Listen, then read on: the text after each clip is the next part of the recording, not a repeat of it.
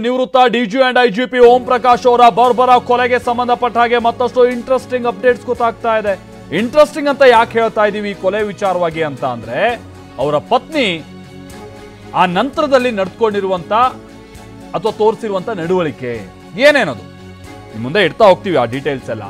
So ಪತ್ನಿಯಿಂದಲೇ ಬರ್ಬರವಾಗಿ Om Prakash ಕೊಲೆ ಆಗಿದ್ದಾರೆ. ರಕ್ತದ ಮಡುವಿನಲ್ಲಿ ಓಂ ಪ್ರಕಾಶ್ ಅವರ ಮೃತದೇಹ ಪತ್ತೆಯಾಗಿದೆ. HSR ಲೇಔಟ್ನ ನಿವಾಸದಲ್ಲಿ ಶವ ಪತ್ತೆಯಾಗಿದೆ. ಕೊಲೆ ಮಾಡಿ ಪೊಲೀಸರಿಗೆ ಪತ್ನಿಯೇ ಮಾಹಿತಿಯನ್ನ ಕೊಟ್ಟಿದ್ರು ಅನ್ನುವಂಥದ್ದು ಗೊತ್ತಾಗಿದೆ. ಇದು ಒಂದು ಭಾಗ.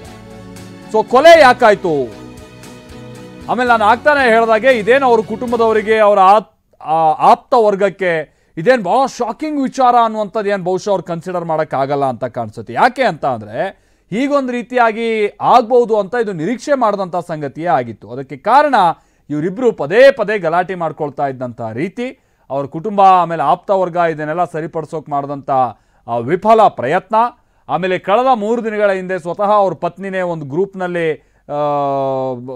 ನನ್ನ ಪತಿ ನನ್ನನ್ನು ಕೊಲ್ಲೋದಕ್ಕೆ ಓಡಾಡ್ತಾ ಇದ್ದಾರೆ ಅಂತ ಹೇಳಿ ಮಾಡಿದ್ದಂಥ ಮೆಸೇಜ್, ಬಹುಶಃ ಅದನ್ನು ನಿಭಾಯಿಸುವಂಥ ನಿಟ್ಟಿನಲ್ಲಿ ಇವ್ರ ಮಕ್ಕಳುಗಳು ಫೇಲ್ಯೂರ್ ಆಗಿದ್ದಾರೆ, ಇವರ ಸಂಬಂಧಿಕರು ಫೇಲ್ಯೂರ್ ಆಗಿದ್ದಾರೆ, ಅತಿ ಪ್ರಮುಖವಾಗಿ ಇವರಿಬ್ಬರೇ ಫೇಲ್ಯೂರ್ ಆಗಿದ್ದಾರೆ. ಸೊ ಇದು 15-20 ವರ್ಷಗಳಿಂದ ನಡೀತಾ ಇದ್ದಂಥ ಗಲಾಟೆ ಇದು, ಅಥವಾ ಅಸಮಾಧಾನ, ಕುಟುಂಬದಲ್ಲಿ ಸರಿ ಇಲ್ಲ, ಈ ರೀತಿಯಾದಂಥದ್ದು. ಅದು ಪದೇ ಪದೇ ಗಲಾಟೆ ಆಗೋದು, ಹೊಡೆದಾಟದ ಮಟ್ಟಕ್ಕೆ ಹೋಗೋದು, ಕೈ ಮಿಲಾಯಿಸೋ ಮಟ್ಟಕ್ಕೆ ಹೋಗೋದು, ಕೊಲೆ ತನಕನೂ ಹೋಗೋದು, ಇದೆಲ್ಲ ಕೂಡ ನಡ್ಕೊಂಡು ಬಂದಿದ್ದಂಥ ಸಂಗತಿಯೇ ಆಗಿದೆ.